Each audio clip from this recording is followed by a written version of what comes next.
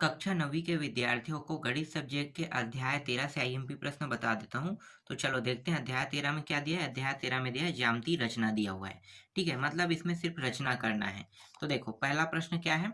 पहला प्रश्न है एक त्रिभुज पी क्यू आर की रचना कीजिए जिसमें क्यू आर बराबर 7 सेंटीमीटर, क्यू कोण बराबर 45 अंश और P Q minus P R बराबर 2 सेंटीमीटर हो। ठीक है, तो रचना करना है इस प्रश्न में। तो देखो रचना कैसे करना है। तो यहाँ पे आपको एक चित्र दिखाई दे रहा होगा।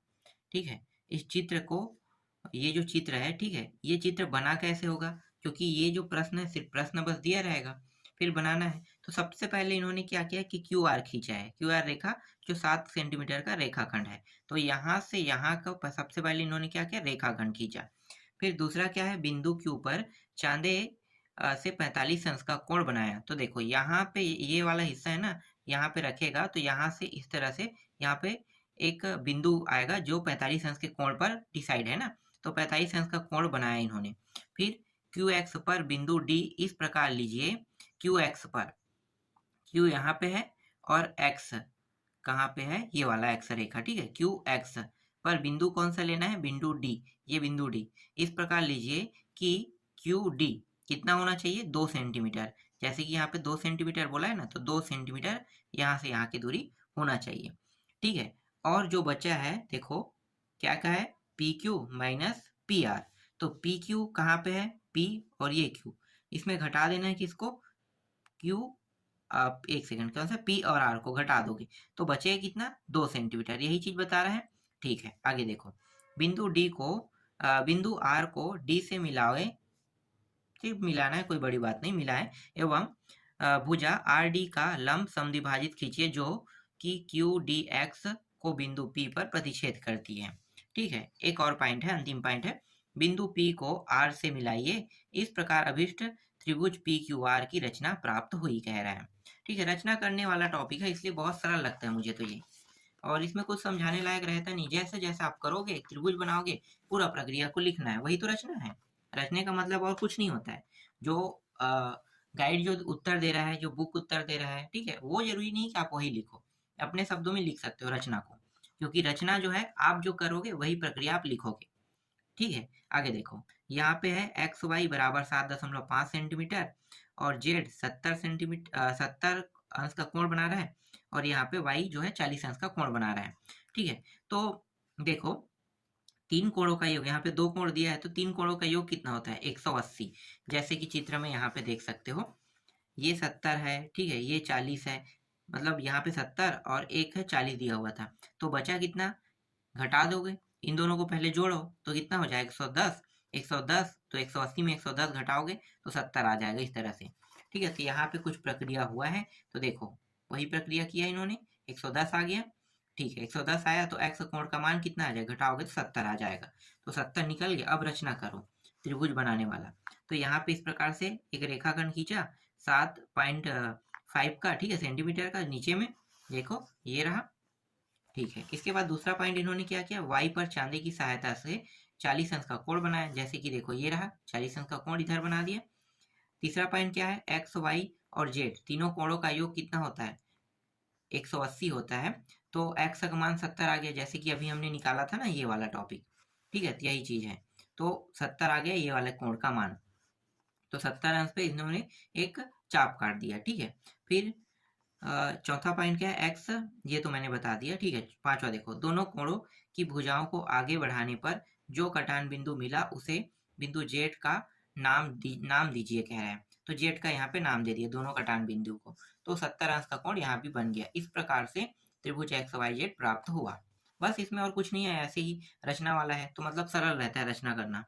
इसके बाद देखो, त्रिभुज ए बी सी की रचना कीजिए जिसमें बी सी बराबर 6 सेंटीमीटर, कोण बी बराबर 60 अंश एवं ए बी प्लस ए सी बराबर 11 सेंटीमीटर है। ठीक है, इसमें भी रचना करना है। तो देखो रचना कैसे करना है, यहाँ पे लिखा है, एक बार पढ़ लेना इसको। इसमें कोई बड़ा टॉपिक नहीं है, सब सेम रहता है रचना करने वाला। और यहाँ से यहाँ तक के, और चित्र जो है इस प्रकार से चित्र का निर्माण होगा। ठीक है, आगे देखो, इसके बाद देखो यहाँ पे एबीसी त्रिभुज की रचना कीजिए, कह रहा है कोण बी 60 अंश, बी सी 5 सेंटीमीटर, ए प्लस ए सी 8 सेंटीमीटर है। ठीक है, तो इस तरह से आपको रचना करना है। तो यहाँ पे देखो सब दिया है, पहले लिख लेना है ये सब चीज। ठीक है, ये प्रश्न में दिया है ना, ये सब मान यहाँ पे लिखे हैं। अब रचना कर रहे हैं यहाँ पे। सबसे पहले बीसी रेखा को इन्होंने खींचा, उसके बाद क्या करेगा देखो, ऐसी मैं आपको बता देता हूँ। देखो बीसी हमें दिखाई दे रहा है, मतलब बीसी खींचेगा वो। उसके बाद बी कोण से क्या कर बना रहा है, 60 अंश का यहाँ पे चाप काट रहा है, मतलब चांदी की सहायता से कोण 60 अंश का, ठीक है, कोण बनाया है। इसके बाद क्या करेगा, इसके बाद देखो यहाँ पे क्या है, ए बी प्लस ए सी दोनों को जोड़ेगा तो कितना आएगा, 8 सेंटीमीटर। मतलब जो तीसरा जो भुजा में निकलेगा वो 8 सेंटीमीटर के बराबर हो। कैसे दिखाता हूँ चित्र में, देखो देखो ये रहा, दोनों 8 सेंटीमीटर का क्या है, बराबर है ना दोनों का। तो ये वाला 5 था, तो ये वाला कितना हो जाएगा, दोनों को जोड़ेंगे तो 8 सेंटीमीटर आ जाएगा। इस तरह से इन्होंने बता रहा है। ठीक है, इसके बाद देखो यहाँ पे आ जाते हैं, यहाँ से, ठीक है, थोड़ा सा हल है, और ये रहा, इस तरह से एबीसी त्रिभुज प्राप्त हुआ। फिर पांचवा प्रश्न देखो, एक त्रिभुज की रचना कीजिए जिसमें, एक सेकंड, एक त्रिभुज की रचना कीजिए जिसमें A B plus B C plus C A तीनों का योग मतलब 13 सेंटीमीटर होगा, कह रहा है।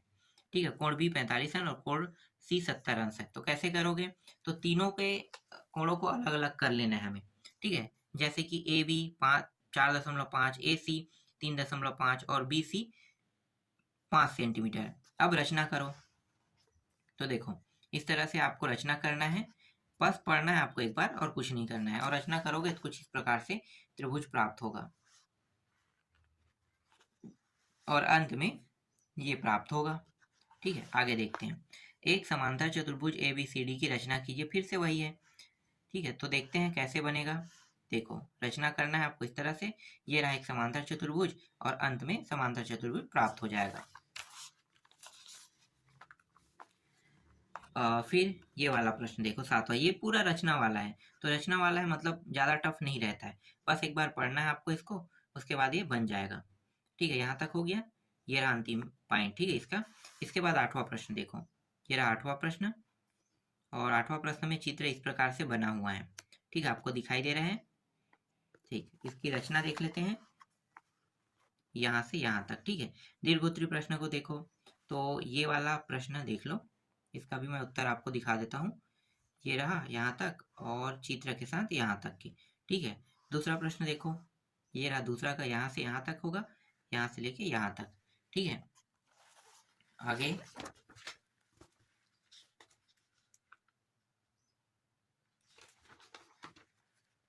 ये वाला टॉपिक, और अंतिम जो है आपका यहाँ तक जाएगा। ठीक है, तीसरा प्रश्न देखो, ये प्रश्न आप लोग ढूंढ लेना और टिक कर लेना, ये प्रश्न इंपॉर्टेंट है ना, सभी प्रश्न यहाँ तक, और इसका कुछ हिस्सा है यहाँ तक। ठीक, इसके बाद यहाँ तक देखो। ठीक है, 5 पॉइंट तक के हो गए। 5 पॉइंट के बाद अंतिम जो पॉइंट है वो यहाँ से यहाँ तक। तो इस तरह से अध्याय 13 भी पूरी तरह से कंप्लीट हो गया। बाकी जो अध्याय है उसका भी जल्द से जल्द वीडियो आ जाएगा।